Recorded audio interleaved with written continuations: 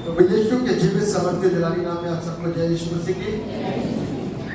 परमेश्वर का धन्यवाद देते हैं आज के सुंदर समय के लिए, इस वक्त के लिए जो परमेश्वर ने सबको प्रदान किया कि हम उसकी आराधना करें और उसके पवित्र नाम को धन्य कहें। अब वो परमेश्वर जो हम सबका पिता है, जो हम सबका प्रभु है, जो हम सबका राजा है, उसको समझें और उसकी सच्ची आराधना और सच्ची इबादत को करें, क्योंकि वो सच्चे लोगों से प्रसन्न होता है। बाइबल कहती है कि वो सच्चे आराधकों से क्या होता है? प्रसन्न। जो परमेश्वर की आराधना को बड़ी सच्चाई के साथ में करते हैं, इस दिल से करते हैं कि हम प्रभु को सम्मान दे रहे हैं और प्रभु को महिमा दे रहे हैं और प्रभु में पूरी रीति से डिवोटेड है, तो वो हमको ब्लेस करता है।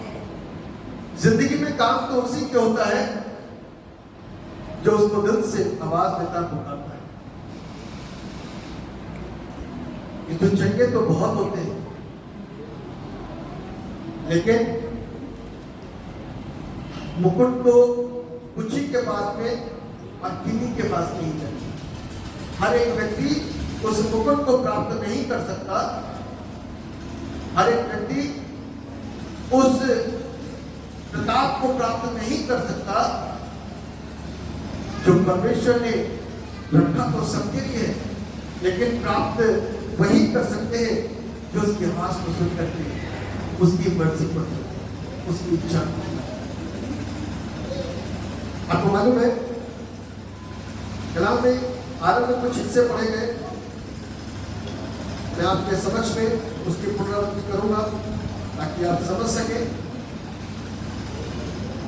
व्यवस्था की पुस्तक उसका 8वां अध्याय उसके 7 पद से लेकर के 20 पद तक, दूसरा हिस्सा पढ़ा गया प्रेरितों के काम की पुस्तक उसका 2वां अध्याय और उसके पहले पद से लेकर के 13 पद तक, और तीसरा उत्तरवर्ती पाठ पढ़ा गया मुद्रा भजन 139।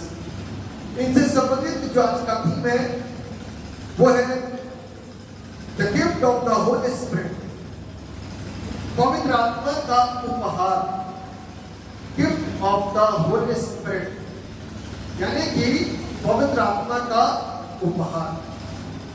और गिफ्ट का नाम जब आता है तो हमारे अंदर एक प्रसन्नता आ जाती है। क्या होता है?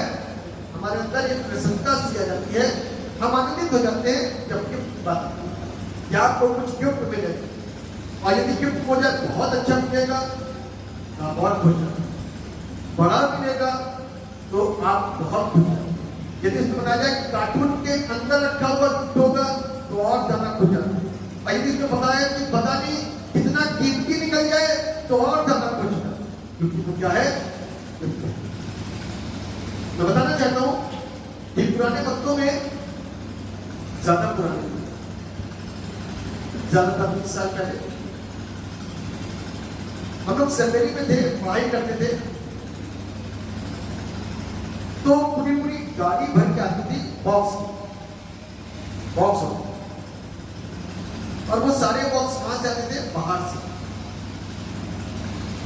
कौन भेजता था? क्वार्टर्स। कौन भेजता था? कॉन्वेंट समझ के अंग्रेज, है ना? बाहर से कुछ इतना बड़ा कार्टून होता जो अच्छा को। मैं ये कहता था, मैंने पूछा टीचर से कि ये क्यों है, क्यों देते ये? तो उन्होंने बताया कि वो इंडियंस लोगों को सपोर्ट करते हैं। क्या करते हैं? सपोर्ट करते हैं। मैंने कहा कौन करता है ये सपोर्ट?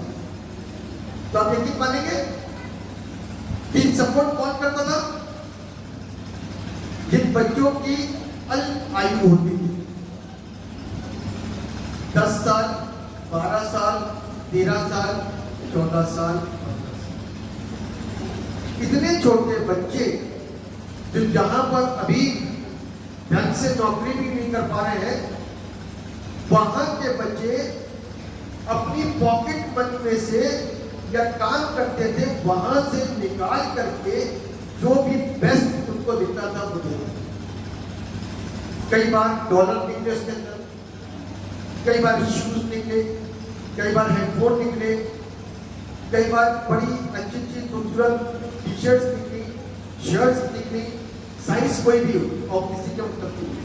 और लड़कियों के लिए फ्रॉक्स निकलती थी और डॉल्स निकलती थी, बहुत अच्छी अच्छी चीजें निकलती थी। लेकिन मैंने इस बात को सोचा कि ये सोच इतने छोटे बच्चों के अंदर आनी आसान बात है, यानी कि उनको ऐसा बनाया गया, ऐसी शिक्षा उनको मिली कि वो इस तरीके से इंडियंस के लिए, इंडियंस बच्चों के लिए, क्योंकि वो बच्चे थे ना, वो बच्चों के लिए थे, लेकिन मालूम क्या होता था, क्योंकि इसके अंदर बहुत अच्छी चीजें निकलती थी तो बड़े लोग बन गए। क्योंकि हम कहां पर हैं, इंडिया, और इंडिया के लोग कैसे हैं,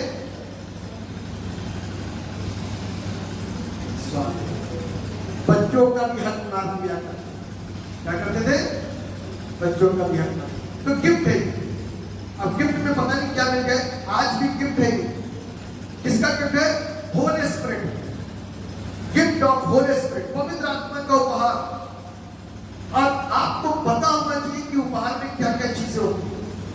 पवित्र आत्मा के उपहार के विषय में मालूम है आप लोगों को, किसी को मालूम है पवित्र आत्मा का उपहार क्या होता है, मालूम है, आप ऊंचा कर सकते हो,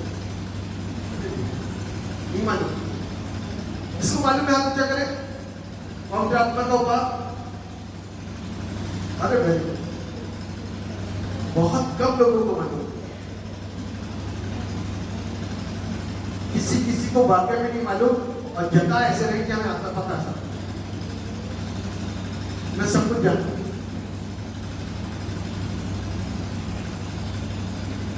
जिसके पास में पवित्र आत्मा का उपहार है ना, आप सोचो कि पहली बात तो जो उपहार मिला किसको, बाइबल कहती है जिस पर परमेश्वर की दया होती है उसके ऊपर जो उपहार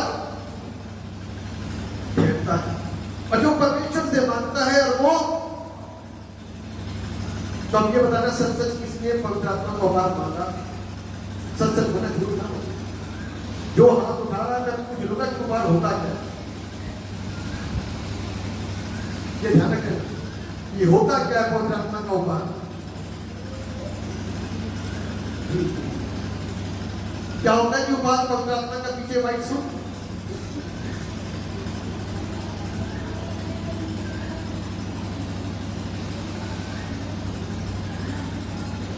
ये नहीं है।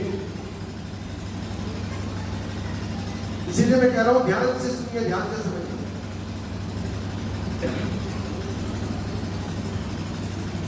आज हम लोग सीखेंगे, आज हम लोग दो फेस्टिवल मना रहे हैं और दोनों के ऊपर ध्यान देंगे, दोनों हमारे लिए बहुत इंपॉर्टेंट है। इससे पहले कि हम लोग वचन में आगे बढ़े, आंखें बंद करेंगे, दुआ करेंगे कि परमेश्वर हमको आज सिखाए और हम शिक्षक हो सके। जीवित और समर्थित पिता परमेश्वर, हम दुआ करते हैं कि प्रभु हम भी आपसे सीख रहे हैं और आप हमको डांट भी सकते हैं, आप हमें हर तरीके से ताड़ना दे करके भी सिखा सकते हैं, कैसे भी करके प्रभु हम सीखना चाहते हैं, सिखाइए। पवित्र आत्मा मेरी जुबान को छू दीजिए और मेरे मुंह से निकलने वाला हर एक शब्द इतना शुद्ध और पाक हो जो प्रभु आपको महिमा दे सके, और मुझसे लेकर के उपस्थित जितने लोग यहाँ मौजूद हैं सब लोग वचन की शिक्षा के द्वारा शिक्षित किए जा सके। हमारे अपूर्ण ज्ञान को प्रभु आज पूर्ण कर दीजिए और हमारी अज्ञानता को ज्ञान में तब्दील कर दीजिए, और हमारी निराशाएं इस गिफ्ट के विषय में सुन करके आशावान हो सके, और अभी तक हम आशीषित क्यों नहीं हो पा रहे उसके प्रति हमको अवगत करा दीजिए, ताकि हम बुरी शिक्षा को प्राप्त करके आशीषित जीवन को जिए और आपके नाम को महिमा दे सके। हम सब पर अपनी दया और हम सब पर अपनी करुणा को बना दीजिए। आज सब लोग प्रभु यीशु के नाम के द्वारा आशीष पाए और सब लोगों की जिंदगियां आनंदित हो सके, और सब लोग परमेश्वर के नाम को सुने, जाने और शुरू करें और उससे उस वरदान को प्राप्त करने के लिए निरंतर प्रार्थना करें और ललायित रहें, ताकि वो आशीषित होते हैं। हर एक चीज के द्वारा महिमा सिर्फ प्रभु को मिले। मुझ पर अपनी दया कर, अपनी महिमा को इस्तेमाल, यीशु मसीह के नाम से आमीन। परमेश्वर का धन्यवाद देते हैं। अभी हम लोग सीख रहे थे पवित्र आत्मा के विषय में कि पवित्र आत्मा मिलता किसको है, होता क्या है, शुरुआत क्या है इसकी।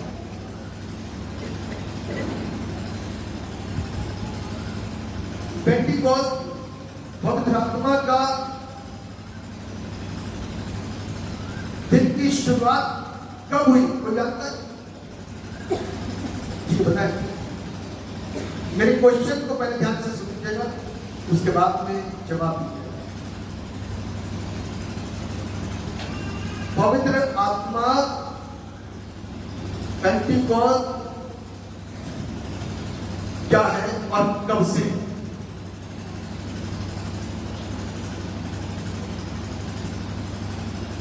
दे सकते हैं आप जवाब?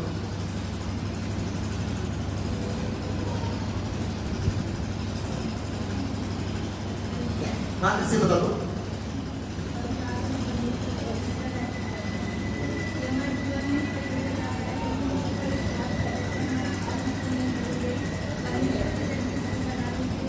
कब से है?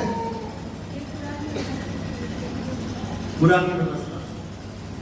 ठीक, ये जो व्यक्तित्व बताया है बिल्कुल सही है। ये आरंभ से है, जब परमेश्वर सृष्टि का निर्माण करा। आज जब हम और आप पवित्र आत्मा और डे ऑफ पेंटिकॉस्ट के विषय में सुनते हैं ना, तो हमको प्रेरितों के काम का दूसरा चैप्टर याद आता है। ये इस बात के लिए इस बात पे जाना जाता है कि इस दिन पवित्र आत्मा क्या हुआ, हमारे अंदर आया, है ना। चर्च बदल गया। क्या हुआ? चर्च बदल गया। इससे पहले सिर्फ चर्च था, लेकिन बदला हुआ नहीं। आपने देखा होगा कि पवित्र आत्मा जब भी आता था तो लोगों के ऊपर रहता था, मार्गदर्शन करता था, काम करवाता था और चला जाया करता था। लेकिन डे ऑफ पेंटिकॉस्ट को इसलिए याद किया जाता है, यानी कि पवित्र आत्मा अवतरण पर्व, यानी कि पवित्र आत्मा अवतरण पर्व, यानी कि पवित्र आत्मा का उतरना और बस जाना, कि मैं तुम्हारे लिए एक सहायक दूंगा। मैं तुम्हारे लिए क्या करूंगा? एक सहायक प्रदान करूंगा। और वो सहायक कौन है? पवित्र आत्मा। अब यीशु मसीह जब ऊपर चला गया तो पवित्र आत्मा हमारे अंदर आया। अभी तक तुम बाहर था। पुराने नियम में पवित्र आत्मा बाहर था और बाहर से काम करता था, मार्गदर्शन होता था, और वो मार्गदर्शन के द्वारा हम चलते थे, हम कामयाब होते थे। और उसके बाद में जब मकसद पूरा हो जाता था तो मकसद के पूरा होने के बाद पवित्र आत्मा वापस चला जाता। लेकिन अब पवित्र आत्मा क्या हुआ? पवित्र आत्मा हमारी जिंदगियों के अंदर आया, प्रेरितों की जिंदगियों के अंदर आ गया, भीड़ के बीच में आ गया, लोगों के बीच में आ गया, परिवारों के बीच में आ गया, गैर कौमों के बीच में आ गया, विश्वासियों के बीच में आ गया, मानने वालों पर आ गया, उनके अंदर आ गया। क्यों?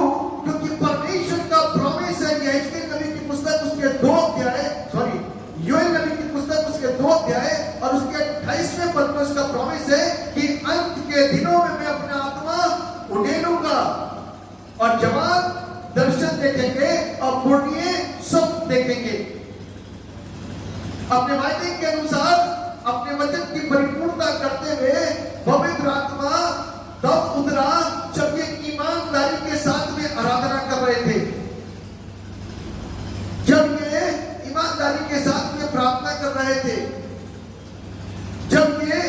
ईमानदारी के साथ में परमेश्वर को याद कर रहे थे। इससे पहले पवित्र आत्मा के विषय में नॉलेज नहीं था, लेकिन ये सिर्फ परमेश्वर से प्रार्थना कर रहे थे और परमेश्वर से बातें कर रहे थे ईमानदारी के साथ में कि प्रभु मुझ पर अपनी दया को कर,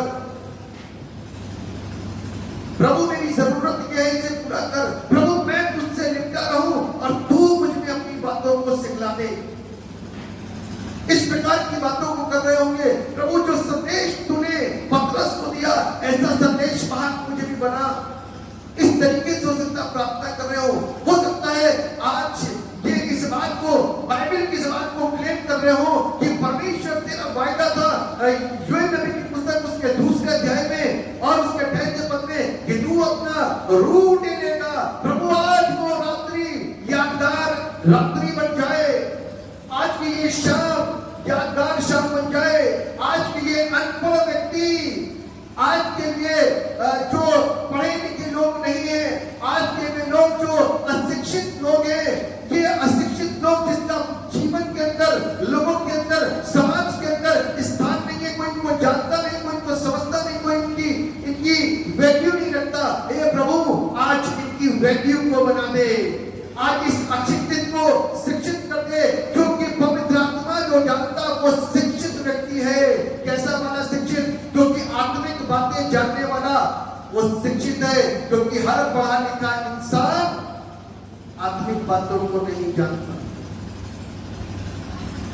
हर पढ़ा लिखा इंसान पवित्र आत्मा के विषय में ज्ञान नहीं रखता। हर पढ़ा लिखा इंसान पवित्र आत्मा के वरदानों की नॉलेज नहीं रखता। हर पढ़ा लिखा इंसान जरूरी नहीं है कि वो परमेश्वर के करीब भी होगा, जरूरी नहीं है। हर चर्च जाने वाला इंसान जरूरी नहीं है कि स्वर्ग में पहुंच जाएगा। इस बात को ध्यान रखने की जरूरत है कि जोर से ऑपरेशन के साथ में प्रार्थना कर रहे थे और बाइबल हमको इस बात बताती है कि प्रार्थना का रूप हो सकता है यही हो कि प्रभु वो दिन और वो आयत को मैं कोट कर रहा हूं, उन बातों को कोट कर रहे हैं प्रभु जो योएल नबी की पुस्तक में लिखी गई है। जो योएल नबी की पुस्तक में इस बात को बताती है, इस बात को समझाती है कि अंत के दिनों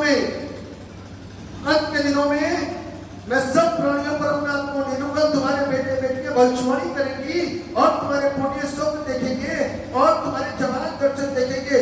ये भविष्यवाणी की बातें तो प्रभु तेरी समझ में आती है, लेकिन पवित्र आत्मा अंदर आ गया, इसके विषय में किसी को नहीं पता था। भविष्यवाणी करना चाहते थे कि प्रभु हम नबूवत कर सके, क्योंकि इनके जमाने में लोग थे जो नबूवत किया करते थे। इनके जमाने में लोग थे जो भविष्यवाणियां किया करते थे। इनके जमाने में लोग थे जो दर्शन देखा करते थे। प्रभु हम दर्शन देखें और तेरे विषय में लोगों को बता सके, लेकिन इस कदर ये दिन यादगार बन जाएगा, ये इनके बाप दादाओं तक को नहीं मालूम था। इस कदर के दिन एक यादगार दिन बन जाएगा कि किसी को नहीं मालूम था। इसीलिए लिखा है जब पेंटिकोस्त का दिन आया, यानी कि पेंटिकोस्त का दिन आया, उस दिन नहीं आया, इससे पहले भी पेंटिकोस्त था, इससे पहले भी पेंटिकोस्त था, इससे पहले भी पवित्र आत्मा था, इससे पहले भी परमेश्वर का काम था, लेकिन बाहर होता था और होकर के पूरा होकर के चला जाया करता था। लेकिन ये पेंटिकोस्त एक यादगार पेंटिकोस्त का दिन बन गया। ये पेंटिकोस्त एक यादगार पेंटिकोस्त का दिन बन गया। लिखा हुआ है तो वे सब एक जगह इकट्ठे थे, जैसे आप सब यहाँ पर बैठे हुए हो। एक आकाश से बड़ी आंधी की सनसनाहट का शब्द हुआ, मतलब कि आप प्रार्थना कर रहे हो, रो के प्रार्थना कर रहे हो, खुश होकर के प्रार्थना कर रहे हो, अपनी मांगों को परमेश्वर के सामने रख रहे हो, अपनी अपनी व्यक्तिगत प्रार्थनाएं कर रहे हो, इकट्ठा होकर के प्रार्थना कर रहे हो, परमेश्वर से मांग रहे हो। और लिखा हुआ है एकाएक आकाश से बड़ी आंधी की सी सनसनाहट का शब्द हुआ और उससे सारा घर जहां में बैठे थे गूंज गया। यानी कि उसके आने से वो स्थान जहां पर लोग बैठ करके इबादत कर रहे थे, दुआ कर रहे थे, इकट्ठा थे, संगतियों में बैठे थे, वो सारी की सारी जगह जाओ गूंज गई। कैसे गूंजी? क्योंकि वहां पर कुछ सनसनाहट का सा शब्द हुआ। और बाइबल बताती है और उन्हें आग की सी चीखें फटती हुई दिखाई दी और उनमें से हर एक पर आग ठहरी। वे सब पवित्र आत्मा से भर गए और जिस प्रकार आत्मा ने उन्हें बोलने की सामर्थ दी, वे अन्य अन्य भाषा बोलने लग गए। ये व्यक्तिगत अनुभव थे। कैसे अनुभव थे? ये व्यक्तिगत अनुभव थे, अकेले अकेले के अनुभव थे, एक एक व्यक्ति के अनुभव थे, एक एक जन के अनुभव थे। ये सब प्रार्थना कर रहे थे, सब परमेश्वर से मांग रहे थे, और अचानक से एक बड़ी सनसनाहट का शब्द हुआ। अचानक के साथ में लोगों को आग की सी चीजें बनती हुई दिखाई दे रही। ये व्यक्तिगत होने लगा। तुम्हारे साथ कैसा हुआ? बात पूछा, ऐसा दिखाई दे रहा था। तुम्हारे साथ कैसा हुआ? ऐसा दिखाई दे रहा था। जब आपसे पूछा था तुम्हें कैसा महसूस हुआ, तो आपने कहा बड़ी रोशनी, बड़ा तेज अग्नि जल रही थी, स्वर्गदूत चारों ओर से जगह को घेरे हुए थे, और परमेश्वर का एक विशाल रूप या बीच में हाथ फैलाए हुए खड़ा था। ये सारे अनुभव आपके थे। 2 के भी हो सकते हैं, 3 के भी हो सकते हैं, 4 के भी हो सकते हैं, 5 के भी हो सकते हैं, क्योंकि जब पवित्र आत्मा हमारी जिंदगियों को छू देता है तो हमारे बीच में परमेश्वर के कामों का होना शुरू हो जाता है, और परमेश्वर का काम हमारी जिंदगियों को क्या करना शुरू कर देता है? बदलना शुरू कर देता है। क्या करना शुरू कर देता है? बदलना शुरू कर देता है। क्योंकि पवित्र आत्मा क्या करता है? हमको शुद्ध करता है और हमको बदलता है। हम जिस स्थिति के पहले होते हैं वो स्थिति में वापस नहीं दिखते हैं। हमें ये है पवित्र आत्मा का काम। ये है क्योंकि पवित्र आत्मा सिर्फ परमेश्वर से दया ही नहीं करता। जब पवित्र आत्मा हमारे जीवन के अंदर आता है तो हम पहले जैसे नहीं होते, हम बदल जाते हैं।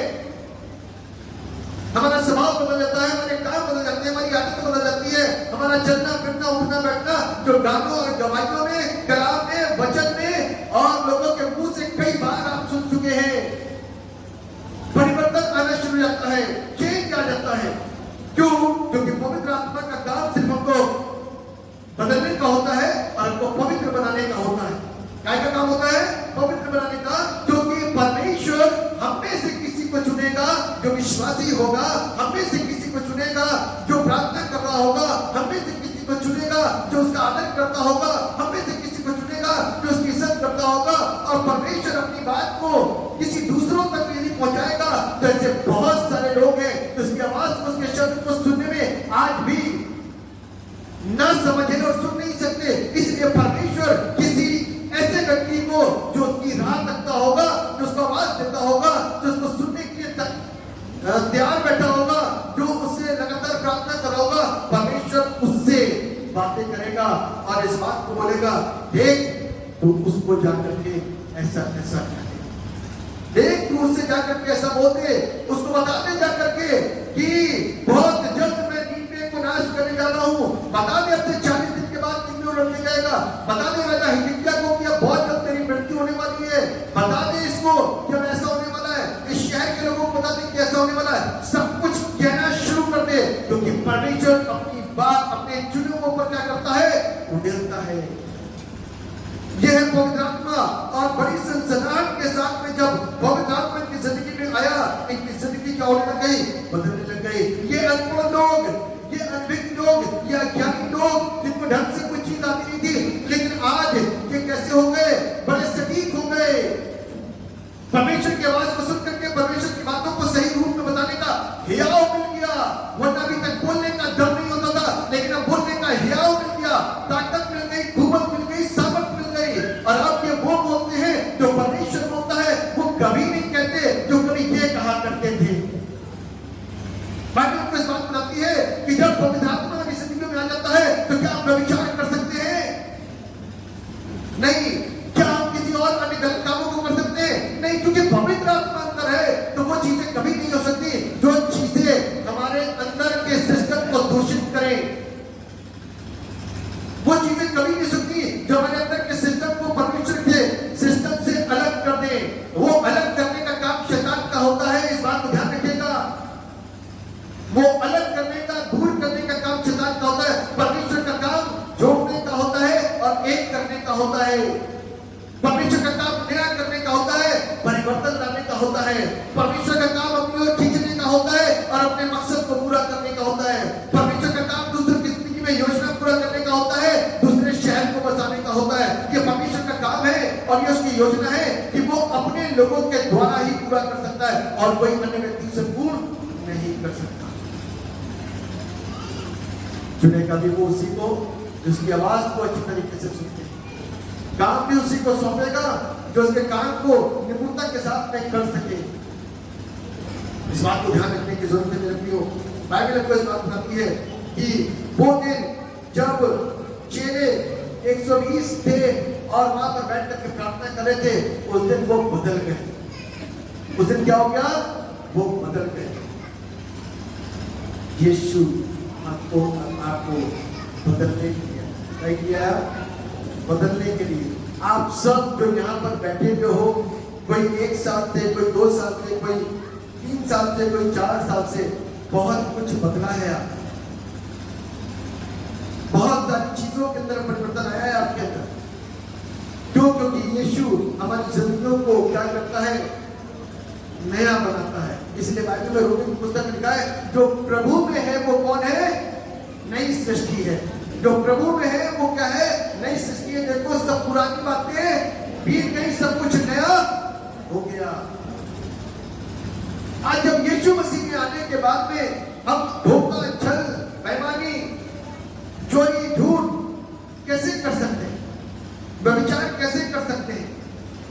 नहीं कर सकते।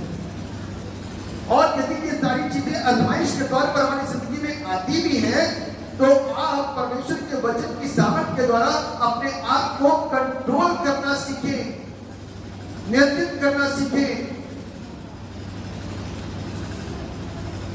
आप इस बात को जानते हैं कि प्रभु के लोग अपने आप को क्या करते थे? कंट्रोल करते थे। यीशु मसीह के बाद में जब शैतान आया, जब यीशु मसीह उपवास से बाहर आए, तो परीक्षा लेने के शैतान वहां पर तुरंत दौड़ करके आया और यीशु की आजमाइश करने लगा। तब यीशु मसीह ने अपने आप को कंट्रोल करते हुए, अपने आप को पूरी रीति से नियंत्रित करते हुए, उसने उसी वचन से इसकी 40 दिन तक उसने बढ़ करके, उसने बातें कर करके सामर्थ प्राप्त करी। उसी सामर्थ के द्वारा उसने क्या करा? अंधकार की शक्ति, शैतान को परास्त कर दिया।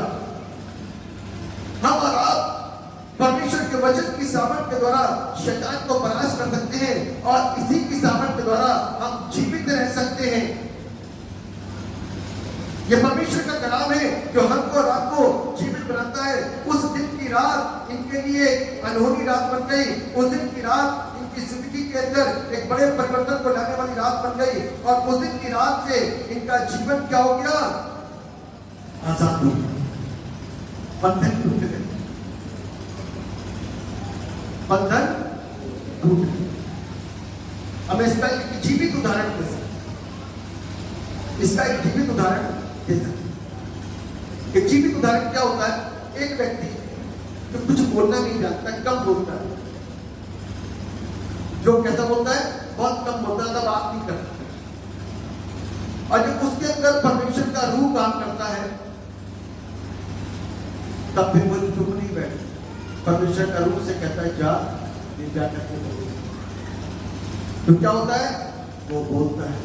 परमेश्वर की आवाज को सुन करके क्या करता है? वो बोलता है।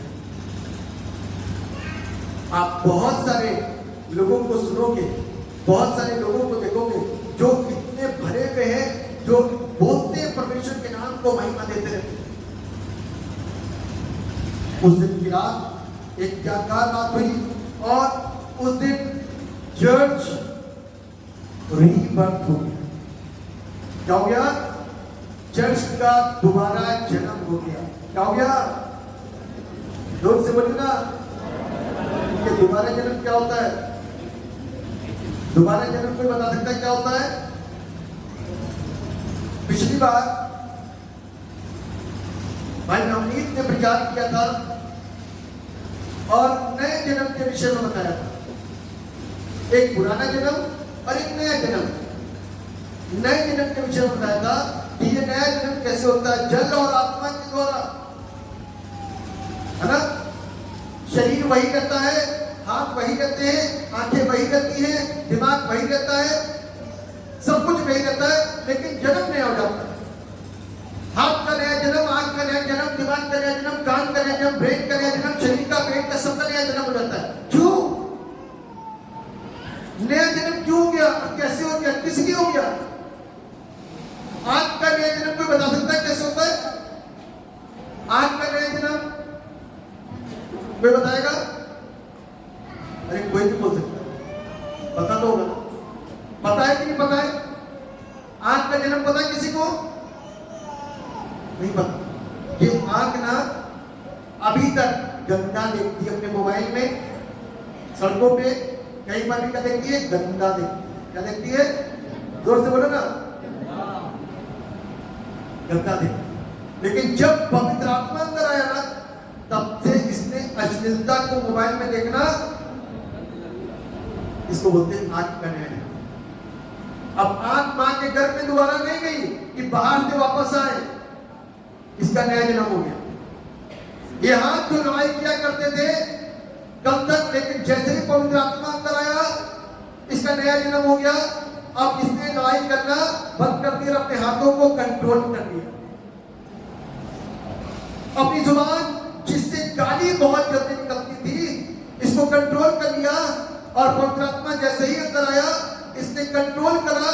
और पवित्र आत्मा के आने की बाद में जो सहायता मिली, क्योंकि सहायक है अंदर बनाया, जो सहायता मिली कि तुझे ऐसा नहीं करना है, तो क्या हुआ? कंट्रोल कर।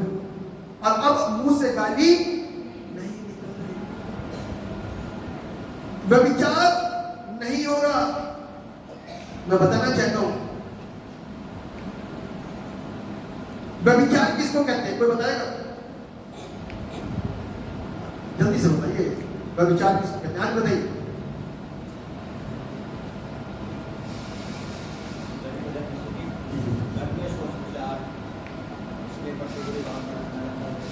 जी बिल्कुल ठीक है। जी जी धन्यवाद। क्या सही बोल रही है? नहीं बोल रहे जी सही बोल रहे हैं। और भी कोई एक बता सकता है विचार? एक भाई की तरफ से बता दिया, बहन की तरफ से बता दो मुझे। शर्माने की बात करना है, बता दो। शर्माने की बात नहीं है। यू आर मैच्योर पर्सन, आप परिपक्व इंसान हो। कब तक शर्माते रहोगे? बात करते समय तो नहीं शर्माते, और विचार करते समय नहीं शर्माते, तो बोलते समय क्यों शर्माहट हो रही है? बता सकते हैं? कोई भी एक बहन खड़े होकर बोल सकती है। कौन बोल रहा है? हाँ कौन? आपकी आवाज नहीं आ रही आता। अच्छा पूछा, क्या बोला आपने?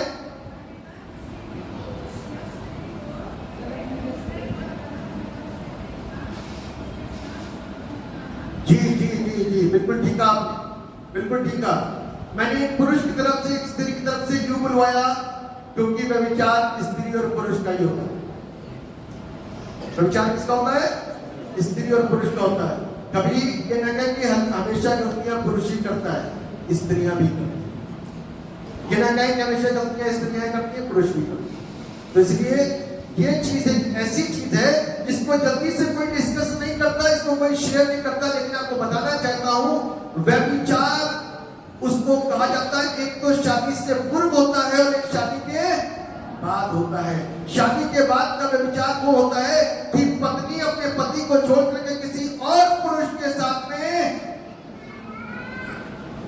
अपने रिश्ते को बना रही है, या पुरुष अपनी पत्नी को छोड़ करके विवाह उपरांत किसी और स्त्री के साथ में अपने रिश्ते को बना रहा है। इसको बोलते हैं व्यभिचार। क्या बोलते हैं? व्यभिचार। इसको बोलते हैं पाप। और सबसे गंदा पाप परमेश्वर की दृष्टि में व्यभिचार है। आपको मालूम है? सबसे गंदा पाप व्यभिचार का ही है। और बाइबल के अनुसार हमको रात को इस चीज को सीखने की जरूरत है। व्यभिचार की औलाद है, इस बात को ध्यान रख लेना। यदि इस सत्य परमेश्वर को छोड़ करके शैतान की उपासना करते हैं, शैतान की बातों पर चलते हैं, क्योंकि शैतान का काम है चोरी, व्यभिचार, लालच, लीला कीड़ा, नशा, ये शैतान के काम है। ये बाइबल के अंदर यीशु ने कभी नहीं बताए, ये बाइबल के अंदर व्यवस्था में कभी नहीं बताए गए कि तुम ऐसे ऐसे काम करो। बाइबल कहती है ऐसे कामों के खिलाफत में तुमको सजा मिलेगी, और ऐसे काम करने वाले परमेश्वर की बादशाहत में कभी दाखिल नहीं होंगे। तो इसका मतलब कि हम किसके कामों को करते हैं? ऐसा करके शैतान के कामों को करते हैं। इसका मतलब कि हम कौन से औलाद हो गए? व्यभिचार की औलाद। किसकी औलाद हो गए? जोर से बोल सकते हो? व्यभिचार की व्यभिचार। हाँ।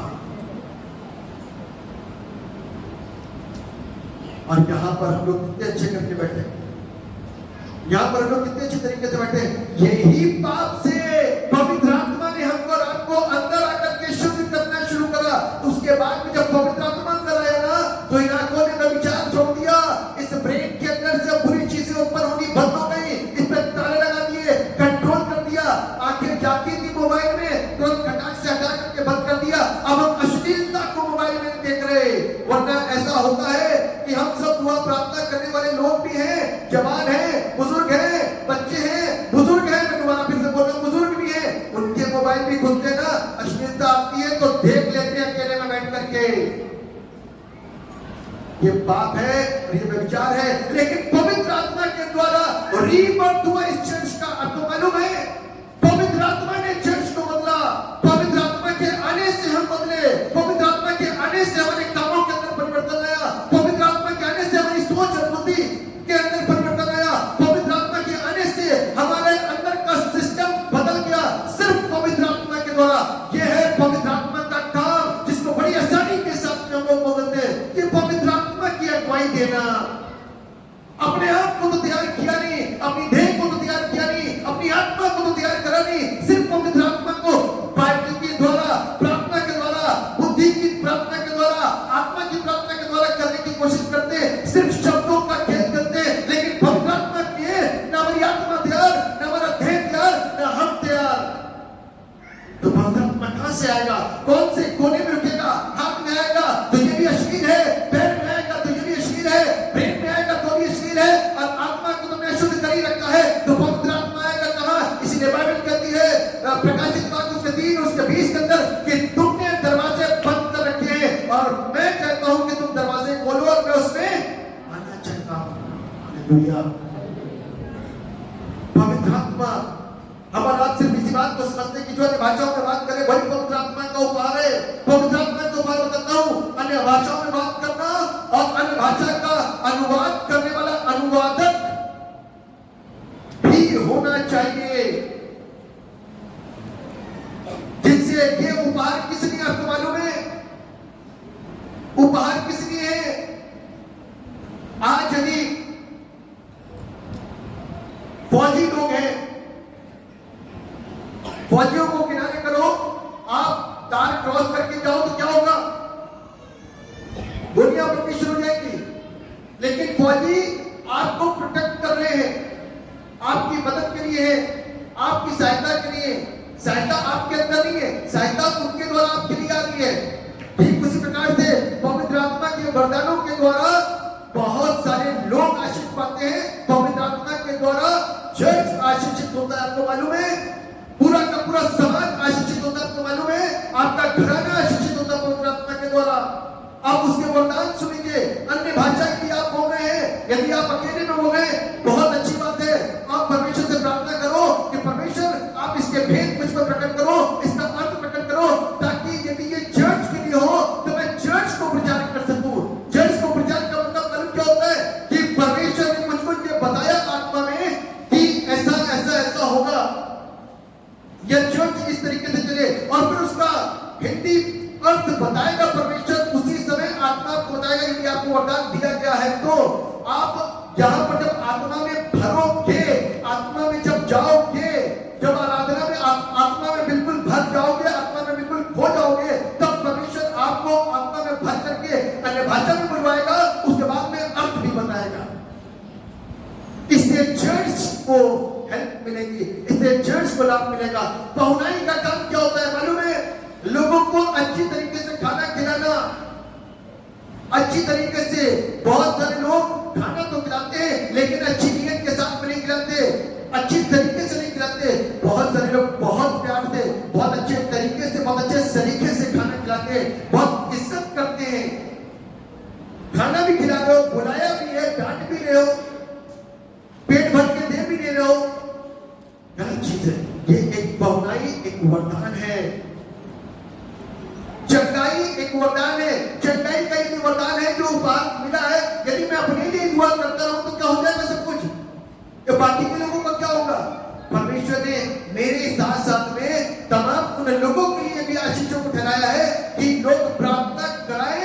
जगे हो जाए। दुष्ट आत्मा निकालने का वरदान कि दूसरों के अंदर जो छिपी हुई दुष्ट आत्मा है उनके लिए प्रार्थना की जाए कि जगे हो जाए, आजाद किए जाए। पवित्र आत्मा के वरदान दूसरों की मदद करने के लिए, चर्च की मदद करने के लिए होता है, अपने व्यक्तित्व को ऊंचा उठाने के लिए नहीं होता। वो तो सब जानते हैं, लेकिन आप अपने व्यक्तित्व को यदि ऊंचा उठा रहे हो तब ये सोचो कि क्या करा अपनी जिंदगी में आकर के, और प्रभु से बात तो लिया, लेकिन बाइबल बताती है कि वो उस व्यक्ति के समान है जिसने अपने सिक्के को जमीन के अंदर डाल दिया और उसका कोई लाभ नहीं रहा। तो क्या आप लाभ देना चाहते हो दूसरों को? यदि नहीं देना चाहते तो इसका मतलब क्या आपको बाइबल की टीचिंग नहीं मालूम है सही से? पहले बाइबल की टीचिंग को सही तरीके से सीखो, उसके बाद में दूसरों का लाभ कर सकते हैं। ये वरदान है। दया करना, करुणा करना उसका स्वभाव है, बहन, उसका गुण है, लेकिन ये वरदान है जिससे दूसरों को सहायता मिलती है। बहुत सारे लोग पैसे से लोगों की मदद करते हैं, आपको मालूम है? बहुत लोग हैं जो पैसा देते हैं दूसरों को, उनकी मदद करते हैं उनके वक्त पर, और कुड़कुड़ाते नहीं, क्योंकि ये वरदान है। वो देख करके भूल जाते हैं, कुड़कुड़ाहट नहीं होती क्योंकि ये वरदान है। ये परमेश्वर की योजना है। ये है पवित्र आत्मा। जब पवित्र आत्मा अंदर आया ना तो जीवन बदला, चर्च बदल दिया। उसी दिन चर्च का बर्थ हो गया। चर्च का बर्थ का मतलब मालूम है? मैं अकेला एक बंदा चर्च हूं। ये बिल्डिंग चर्च नहीं है। बिल्डिंग की चर्च तो बाहर से बोलेंगे, लेकिन चर्च तो असली आप हो। आप ना रहो, ये बिल्डिंग रहे तो 100 साल तक इसको बोलेंगे, लेकिन आप तो खत्म हो गए। आपके द्वारा जब इसकी इज्जत आप नहीं होगी तो क्या होगा? अंतिम एक चर्च है, सिर्फ चर्च बोला जा रहा है, लेकिन आप जैसे लोग वहां पर नहीं है। इसी चर्च का छोटा रूप है, लेकिन वहां पर सब कुछ खत्म हो गया। दीवारें गायब हो गई, ईंटें गायब हो गए, पवित्र स्थान सड़ गया, बुरा हाल कर दिया लोगों ने, जानवर पल रहे हैं, जमीन पे अकुपाई कर दिया लोगों ने, ऐसे जालियां थी लोहे की, वो सब तोड़ के ले गए, सब कुछ खत्म हो गया। सिर्फ एक जमीन मात्र रह गई है, एक गुंबद रह गया कि कभी चर्च हुआ करता था। और वो चर्च कब सुरक्षित रहता? जब आप जैसे लोग होते हैं वहां पर, जब वहां आप जैसे लोग बैठकर इबादत होती, तब वो चर्च स्थिर बना रहता और सही रहता, और वहां पर भी काम हो रहा होता, वहां पर भी इबादत हो रही थी। लेकिन अब इबादत नहीं हो रही है, अब सब खंडेर पड़ा है, सब आपाधापी में लगे कि हमको मिल जाए, हम कब्जा लें। तो चर्च को कब्जा सकता है कोई? बिल्डिंग तो कब्जा सकते हो, आपको कोई कब्जा सकता है, आपको कोई कब्जा सकता है, आपको कोई कब्जा सकता है? जिसके जीवन के अंदर यीशु मसीह आ गया, क्या उसको कोई कब्जा सकता है? शैतान कब्जा सकता है आपको? नहीं कब्जा सकता, क्योंकि शैतान डरता है परमेश्वर से, उसके रूह से। आप उसकी वैल्यू को समझें, आप उसकी वैल्यू को समझें कि शैतान डरता है परमेश्वर से, सच्चे आराधकों से, सच्चे इबादत करने वाले से, सच्चे प्रभु के दास और दासियों से, सच्चे लोगों से, सच्ची कलीसिया से शैतान डरता है। एक अय्यूब से डरता था, पहुंच नहीं पाया। आपको मालूम है कि अय्यूब ने प्रभु से कहा क्या था? तू बाड़ा हटा दे। तब प्रभु ने उसको अनुमति दी, मैं नहीं, तू जा। आपको याद है बाइबल में आपने ध्यान से पढ़ा है? तो शैतान ने प्रभु से क्या बोला था कि एक बार बाड़ा तो हटा दे जा करके। वो उसका दम नहीं था कि वो अय्यूब के बाड़े तक को छू दे। उस रेखाओं को जो चारों ओर उस पर खींची हुई थी, उसके परिवार, उसके बच्चे, उसके राशन, उसके हर एक चीज के ऊपर खींची थी, उसको हटा नहीं सकता था। निकला कई बार होगा, लेकिन हटा नहीं पाया। कारण और वजह ये कि शैतान हमारी जिंदगियों के ऊपर कब्जा नहीं बना सकता। हमें सिर्फ वही कब्जा बना, उनकी जिंदगी में कब्जा बन सकता है जो ऑलरेडी दो नाव पर चल रहे हैं, अधिक कच्चे हैं, विश्वासी नहीं है, अविश्वासी हैं, छोटी सोच रखते हैं और सिर्फ अपने शरीर के लिए जीवन जीते हैं, जो सिर्फ चंगाई के लिए चर्च में आते हैं, जो नाम दिखाने के लिए आते हैं, जो हाजिरी लगाने के लिए आते हैं। सिर्फ उन्हीं लोगों की जिंदगी को शैतान क्या करता है? कब्जाता है। उनको तुम कभी नहीं कब्जा पाएगा जिनके साथ में परमेश्वर है। आमीन। इसके साथ आपको मालूम, इजराइल की जिंदगी की सबसे बड़ी खुशी और सबसे बड़ी ताकत तब थी जब उनकी पैदावार अच्छी हो। और इजराइल परमेश्वर को जानता था, तभी परमेश्वर उनकी पैदावार पर, उनकी फसलों को क्या करता था? बढ़ाता था, आशीषित करता था। और वो सब अपने दशमांश परमेश्वर के भवन में लेकर के आया करते थे। अपने दशमांश को क्या करते थे? परमेश्वर के भवन में लेकर के आया करते थे। समय का भी दशमांश होता है, हमारे वरदानों का, हमारे टैलेंट का भी दशमांश होता है, हमारे ट्रेजर, हमारे पैसे का भी दशमांश होता है, जिसकी हम चोरी करते हैं, देते नहीं है। देते हैं दशमांश अपना परमेश्वर के भवन में। परमेश्वर ने मांगा है इसको। बाइबल के अंदर लिखा हुआ है, मलाकी की पुस्तक उसका 3रा अध्याय और उसके 10वें पद में लिखा है, अपने दशमांश परमेश्वर के भंडार में ले आओ। हमने उसको अपने तरीके से सेट कर लिया। अपने दशमांश परमेश्वर के भवन में ले आओ, ताकि उसके भवन में किसी भी भली वस्तु की कमी घटी ना हो। मुझे मालूम है आप में से बहुत लोग देते हैं, लिख करके डालते हैं कि हमारा दशमांश है, ये हमारा दशमांश है, ये हमारा दशमांश है, ये हमारा दशमांश है। चंदे की गाड़ी में आता है, तभी हर संडे कभी 11, कभी 12, कभी 13, कभी 10, ये यूं हो रहा है क्योंकि आपने दशमांश डालना सीख लिया। आमीन। और आपको बताऊं, इसके फल को भोगने के लिए तैयार हो जाओ, इसके प्रतिफल को प्राप्त करने के लिए तैयार हो जाओ, क्योंकि परमेश्वर आपका कभी भी कर्जदार नहीं होगा। वो आपको कई गुना आपकी फसलों में दिखाएगा उसका असर, आपकी औलादों में दिखाएगा, आप जो रिश्ते जोड़ने जाओगे उसमें दिखाएगा, आप जो परिवार बनाने जाओगे उसमें दिखाएगा, आप रास्ते में निकलोगे तो दिखाएगा, आप कोई आशीषित चीज लोगे उसमें दिखाएगा।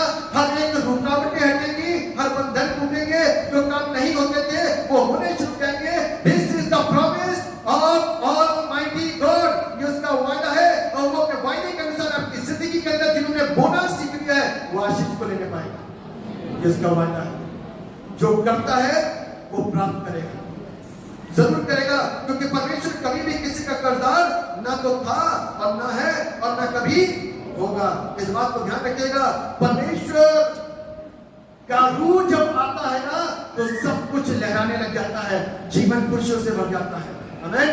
हमारी फसलें, बहुतों की गवाहियां यहाँ पर कि हमारी फसलें बारिश आने वाली थी, लेकिन फसल कटने को तैयार थी और हम डर रहे थे क्या होगा, लोग डर रहे थे कि क्या होगा, लेकिन हमारी सारी फसल कटने के बाद में घर के अंदर जब आ गई तब बारिश आई। आमीन।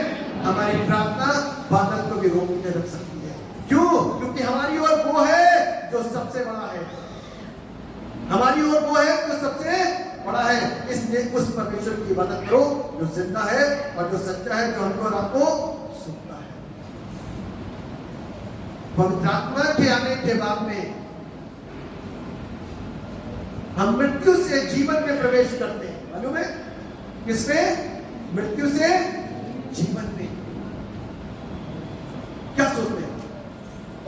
बहुत सारे लोग विश्वासी बैठे, लेकिन बहुत सारे लोग ऐसे बैठे जो शरीर के लिए जीते हैं। आज भी आपको वचन समझ आया हो तो सकता है आज आपका जीने का तरीका बदल जाए, हो सकता है आज आपकी प्रार्थना का तरीका बदल जाए, हो सकता है आपका सोच बदल जाए, हो सकता है आपका उठना बैठना बदल जाए, हो सकता है आपका हर एक चीज के अंदर परिवर्तन आ जाए, क्योंकि आप पवित्र आत्मा के सामर्थ को जान चुके कि पवित्र आत्मा का काम क्या है, मकसद क्या है, लक्ष्य क्या है। मुझको और आपको पवित्र बनाना। क्या करना?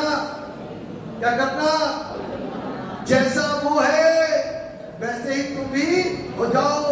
जैसा हमारा बुलाने वाला बनाने वाला पवित्र है, वैसे ही वो हम पर आपको पवित्र बना करके वहां लेकर के जा रहा। देखो, काम भी उसका खुद ही दाता, खुद ही दान। वो ऊपर से नीचे आया, सहायक भेजा, सहायक ने हमको धोना शुरू करा, पहले तो ज्ञान दिया, फिर साफ करना शुरू करा, वस्त्र चेंज करवाए, आदतें चेंज करवाई, आंखें चेंज करवाई, कान चेंज करवाया, ब्रेन चेंज करवाया, काम चेंज करवाया, सब कुछ बदल के हमको पवित्र बनाता चला गया, तो लहू से धोता चला गया।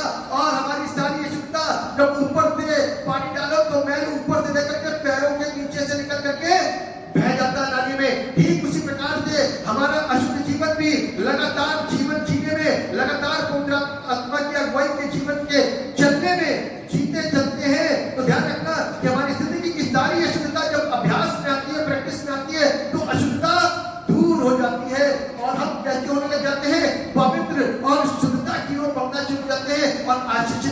गुजरते हैं और एक दिन ऐसा आता है कि हमारे घर परिवार के लोग हमसे कहते हैं कि ये कैसा हो गया है, अब ये पहले जैसा नहीं रहा, पहले जैसा नहीं रहा, अब बदल गया है, अब तू हमारे साथ चलता नहीं है, अब तू हमारे साथ संगति नहीं करता, अब तू वो नशा भी नहीं करता है। तब आप कहते हो मैंने यीशु को पा लिया, मैंने क्या करा, मैंने यीशु को पा लिया, क्योंकि यीशु के आने से जिंदगी तो बदलती है। यदि जिसकी जिंदगी नहीं बदली तो ध्यान रखना अभी तक यीशु आया नहीं है। यीशु के आने में वक्त आप भी लगा रहे हो, क्योंकि वो तो दरवाजे पे खड़ा हुआ है, वो तो दरवाजे पे खड़ा हुआ है, नॉक कर रहा है, कहता दरवाजा खोल, मैं भीतर आना चाहता हूं। वो मेरे रब की जिंदगी में आना चाहता है मेरे प्रियो, हमारे रब की जिंदगी बदलना चाहता है। हम तो मर रहे थे, लेकिन मुझको रात को प्रभु ने क्या करा, जीवन की ओर ले गया। आंखें खुल गई, अरे भैया मान के सकते हो जीवन अलगाव बड़ा था, डिसयूनिटी थी, लेकिन क्या हो गया, यूनाइट कर दिया, पूरा चर्च एक हो गया। कहां से, कोई कहीं से, कोई कहीं से, कोई कहीं से, कोई कहीं से, कोई कहीं से, जाने कितने गांव से प्रभु ने जोड़ करके एक कर दिया। अब आपसे कोई चीज पूछ जाए तो सबके जवाब एक जैसे होंगे, क्योंकि एक ही वचन से सुनते हो और एक ही ईश्वर की इबादत करते हो और एक ही बाइबल को पढ़ते हो, एक ही आत्मा की इबादत करते हो, एक ही को मानते हो, क्योंकि उसके अलावा ना तो कोई अन्य बपतिस्मा है, ना कोई अन्य परमेश्वर है, ना कोई इबादत है, ना कोई अन्य विश्वास है, सिर्फ एक ही है जिसके द्वारा आप क्या हो रहे हो, यूनाइट हो रहे हो। जाने कहां से आकर के एक जगह बैठे हो, जाने कितने गांव से आकर के आप एक जगह बैठे हो और एक चर्च बन करके बैठे हो इबादत करने के लिए। आमीन। परमेश्वर हमारी जिंदगी की फसलों पर आशीष क्यों न देगा, क्योंकि वो हमारे मोहब्बत को जानता है, हमारी मोहब्बत को जानता है और अपने काम करने के तरीके को जानता है। हमारी आवाज को सुनता है, हम चाहे सुने ना सुने, लेकिन वो हमारी आवाज को सुनता है। लेकिन जब वो हमको सुनता है ना तो फिर हमको सुनाता भी है। जब वो सुनाता है और हमको ताड़ना देता है तो हम ध्यान से सुनते हैं, बोल प्रभु तेरा बंदा सुनता है। आज सुनने की जरूरत है, यदि हम सुनेंगे तो अवश्य है कि आशीषित किए जाएंगे। मेरे प्रियो, अंतिम बात कि वो हमको भय से शांति की ओर ले आता है। क्या करता है, भय से शांति की ओर ले आता है। चेलों को भय था, डरे हुए थे, ऊपर बैठे हुए थे। आज हम लोग में से बहुत सारे लोग डरे हुए थे। आज यूट्यूब चैनल खोलो, बहुत सारे लोग जो डरे हुए होते थे ना, जो कभी प्रभु यीशु के नाम को नहीं लेते थे, आज छोटी छोटी बेटियां, छोटे छोटे बेटे, बुजुर्ग लोग, महिलाएं, पुरुष, हर एक जन इस बात को बोलता है कि अभी तक तो हम मर रहे थे, लेकिन जब से इस इबादत में आए हैं जीवन मिल गया है और अब हम हर बार जब तक मरेंगे नहीं इसी इबादत गाह में जाएंगे, चर्च में जाएंगे और यीशु को नहीं छोड़ेंगे। जीवन के अंदर शांति आ गई, भय खत्म। जितना डराया, जितना प्रेशर मारा, आपको मालूम है स्प्रिंग को जितना दबाओगे उतना उछाल मारेगा।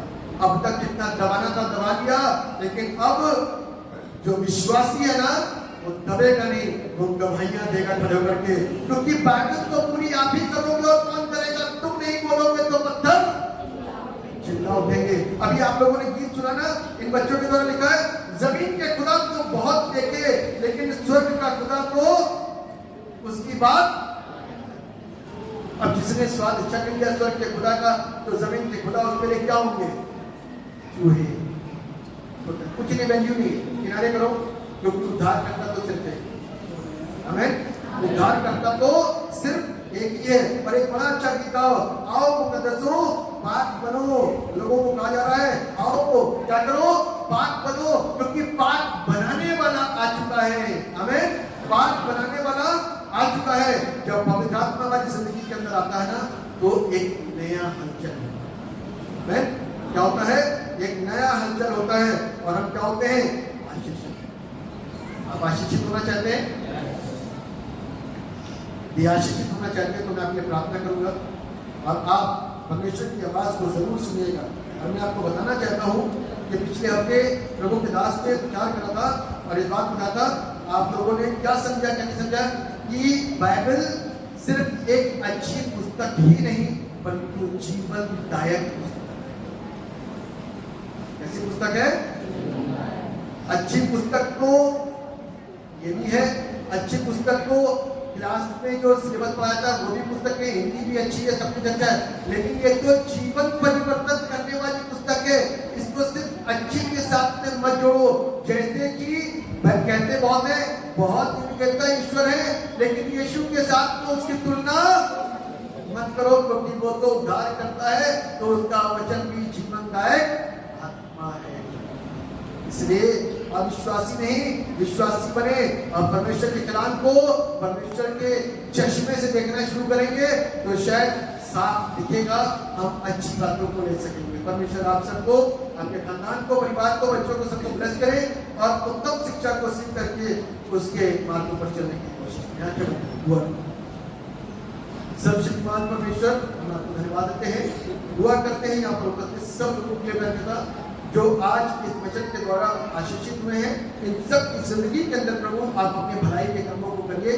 जो शिक्षा देकर के प्रभु आपने इनको नवीन किया, उन्हें पाए कि प्रभु सबकी बुद्धियां इतनी दुरुस्त हो कि अच्छे से ये समझो और अच्छे से समझने के बाद में आज परमेश्वर पर विश्वास करना शुरू करें, विश्वास करना शुरू करें, यीशु पर विश्वास करना शुरू करें, यीशु के नाम से मांगना शुरू करें पिता से।